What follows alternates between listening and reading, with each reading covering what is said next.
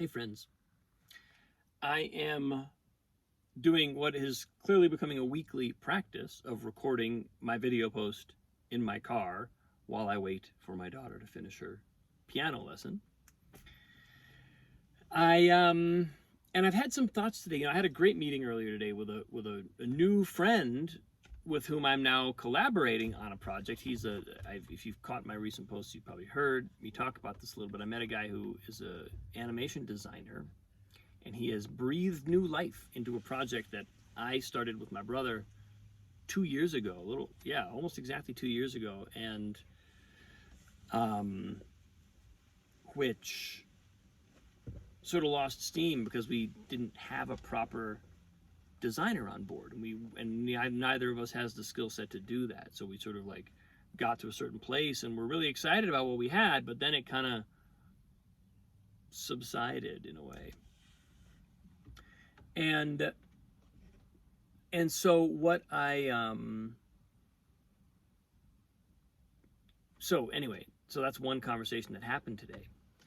Where that has led me, and in terms of my thinking, what I've observed over the past couple of days is all of a sudden, from a period of time when I was really putting out to the universe that I wanted some opportunities for creative work. I wanted some collaborators. I wanted some projects. From there, I have found a number of them. And all of a sudden, it's like I've got 3, maybe 4 balls in the air at the same time, to varying degrees of like how high the balls are in the air. I don't know what the right metaphor is within juggling for how to imagine each ball and the responsibility I take for it. But point is, I've got a lot of opportunities where I previously was like hankering for them. And in some ways, it was like, when it rains, it pours. All of a sudden I have so much that I could potentially be pouring my energy into, that I have to sort of be a little strategic and think, okay, how much can I actually do? How much do I actually want to do? What is my capacity? What's my outcome with each project, right? Like, what role do I want to play? And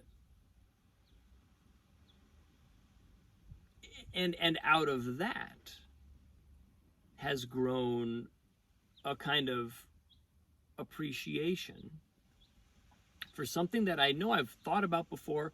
I have made conscious for myself before, but which really I would do well to make even more conscious and to kind of go a little deeper.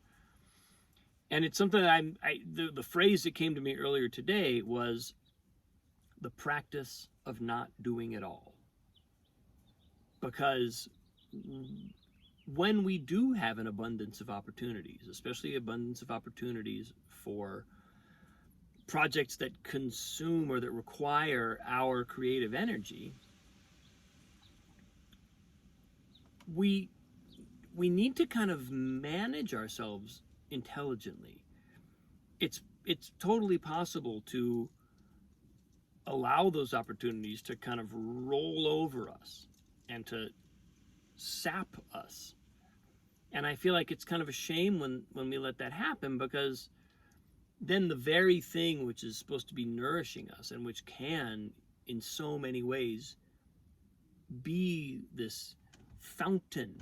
It's the great thing about a creative project is that it gives you a container within which you have a responsibility to tap into inspiration.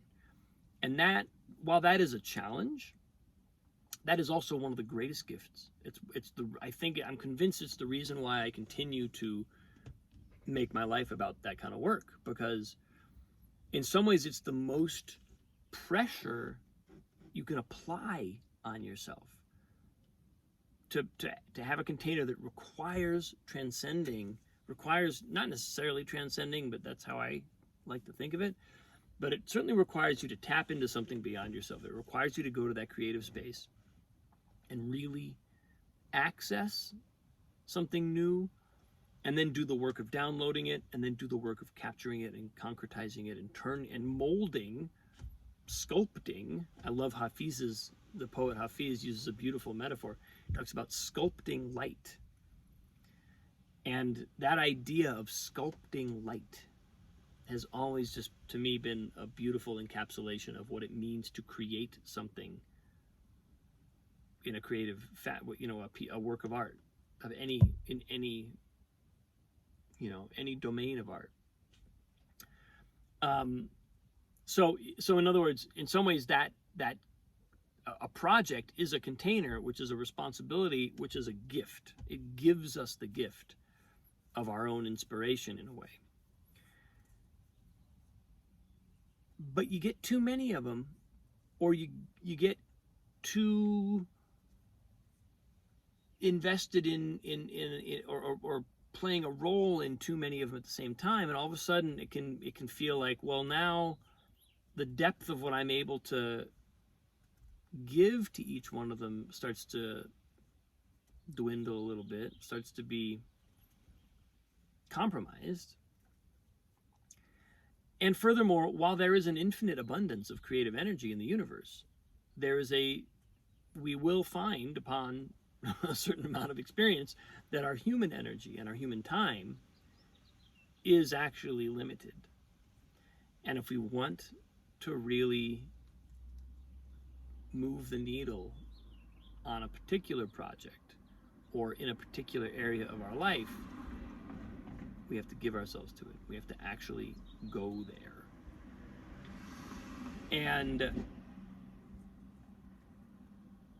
And so what I have come to, and the phrase I just mentioned, the practice of not doing everything, or practice of not doing it all, is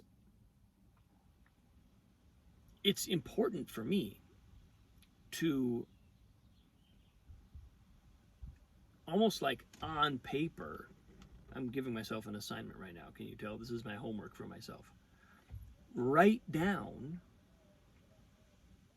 what I want from each project, what I want to, why I'm attracted to it, why I'm in it, what value does it bring to me, what do I want to contribute to each project, what do I think I can realistically contribute, and what am I inspired to contribute, what do I feel like I can do well, and maybe a kind of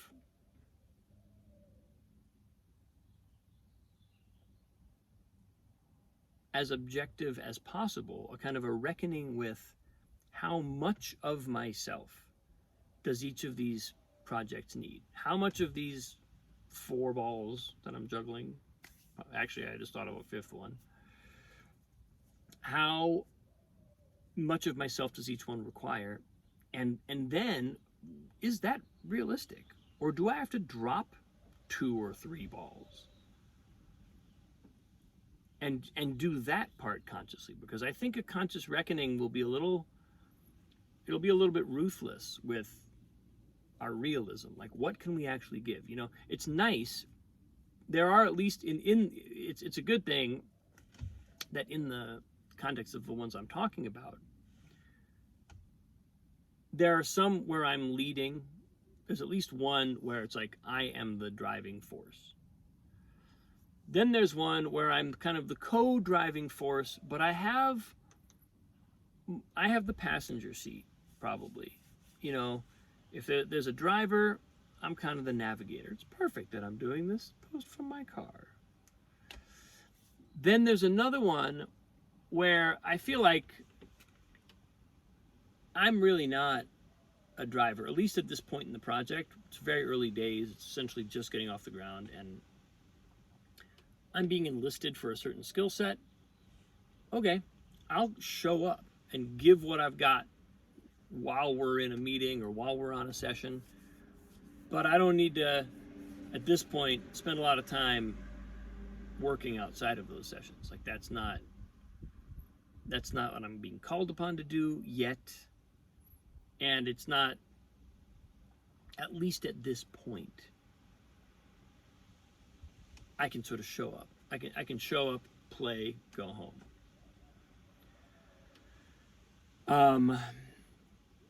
So there's a variety, which I think is important to note for myself to just be aware. There's a variety here, and even just making that conscious is a good first step, because it's like, well, I know I can. I know I can give myself to one project, and there's one where my attention wants to go. Like, that's the one that is my heart, like, wanting to lead it. Then there's varying degrees that kind of like, trail down from there. Which I think is healthy, by the way. I think it's actually healthy to have projects where we are involved, called upon to work, but not driving them, not responsible for being the spearhead. Because that tip of the spear work, man, that's the work. That's the work that's really hard to. It's really hard to ever know what's going to be required. Sometimes being the tip of the spear is just like. Is like the smoothest, straightest, it's like a soldering iron going through a stick of butter, just right on through. Other times, that tip of the spear work is like a tip of a spear hitting an iceberg. And like, what? Okay, maybe from this angle. Oh, look, we're 1 millimeter further. It's like that. And you just don't know, and then maybe at some point, the iceberg breaks apart and you're just like cruising through the water, but maybe not. You don't know when that's going to happen. And that's the sort of the duty that you take on when you decide to be the creative leader of a project. And to sort of be the spirit. This is good actually, that I'm saying this out loud, because it clarifies another conversation I want to have, and it kind of clarifies why it's important for someone to be that on a project. Projects need one person to step up and say, I will do this work. When everybody else doesn't know what to do, when we're stuck, when we're stopped, when we're grinding to a halt, when we've hit an iceberg and we don't know how we're going to get around it or over it or through it, it's my responsibility to find the way. That's what it means to be in that role. And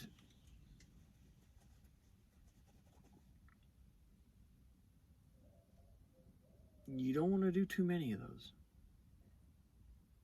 at a time.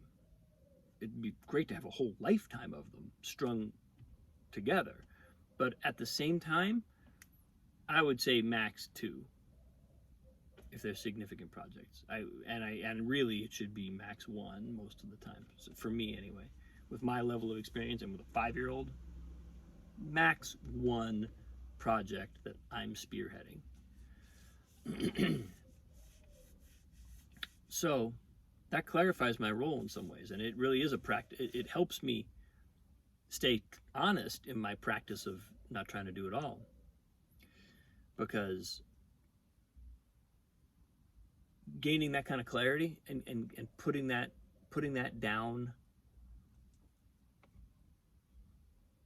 again, like I said, on paper, or at least in a document. It can be a virtual document. It's 2024 after all.